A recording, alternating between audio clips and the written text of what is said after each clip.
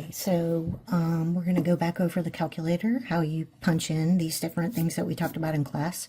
So first of all, scientific notation.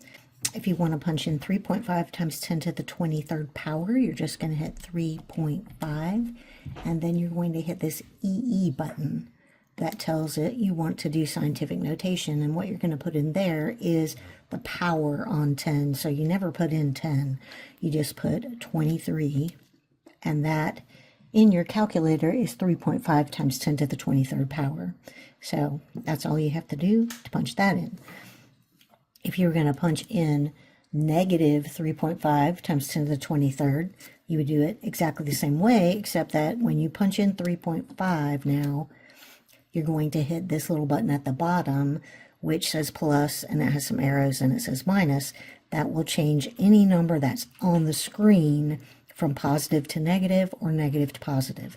So I'm going to change that to negative by pushing that button. And now I just hit EE again for scientific notation and give in the exponent on 10, so 23. So if you wanted to punch all of this in, all you'd have to do is you're going to put 40,652, so 40,652, and it's negative, so you're going to push this plus or minus button, and now you're not going to hit multiply, you're just going to hit EE, and you want to put in negative 8 for that exponent on 10.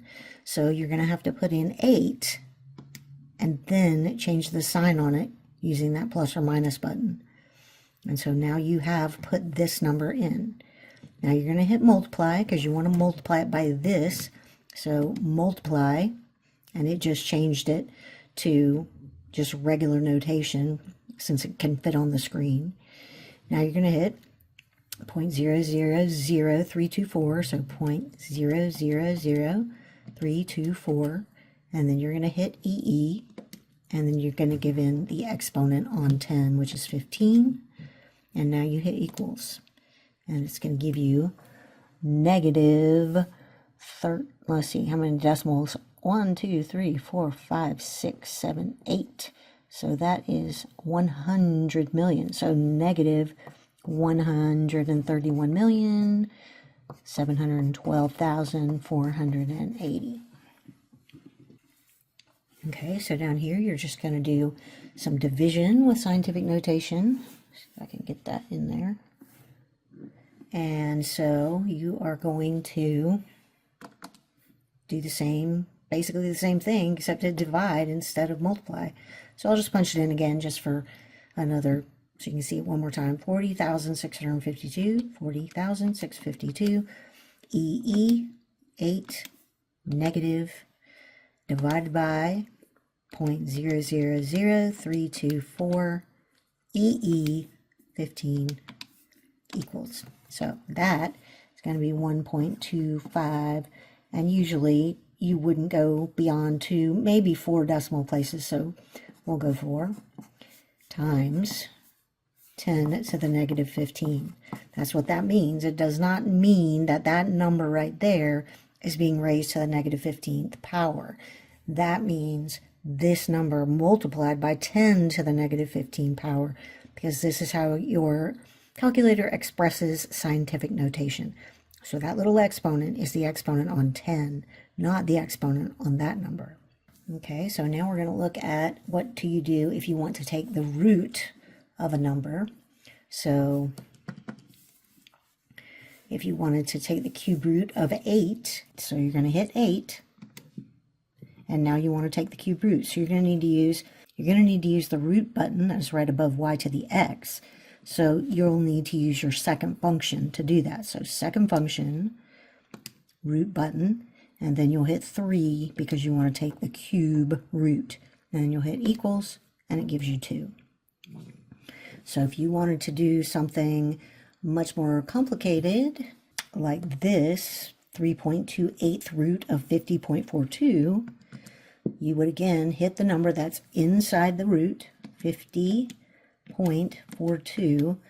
Now you're going to use the root function, which is above the exponent function. So you're going to hit second function, root, and then you're going to hit 3.28. And then hit equals. And that gives you about 3.30. Okay, so here we've got 9.26 raised to the negative 4.58 power, and to raise something to a power, we're going to use the y to the x button. So 9.26, 9.26 raised to the negative 4.58 power. So we're going to hit y to the x, then we're going to hit 4.58, and then we're going to change that 4.58 to a negative by hitting that key, the plus minus key. And then we hit equals, and it gives us this tiny number, which makes sense because you're raising a number to a negative power, which means it's going to be 1 over 9.26 to the positive 4.58, and that's going to be some fraction that has a really big denominator. And fractions with big denominators are tiny numbers. 1/1000th, that's a tiny thing. So that's why we know when we raise 9 to this negative exponent, it's going to be tiny. So 0.000037404. One other thing I want to mention before we're done is if you notice up here, there's an RAD. Whenever you're punching in degrees for angles, for sine, cosine, tangent, you need to make sure that that doesn't say RAD. You want to make sure it says DEG for degrees. So you would hit this button until it becomes DEG. That's a toggler. It toggles between 3 things. Just make sure that when you're putting in values into sine, cosine, or tangent, that this is degrees and not anything else.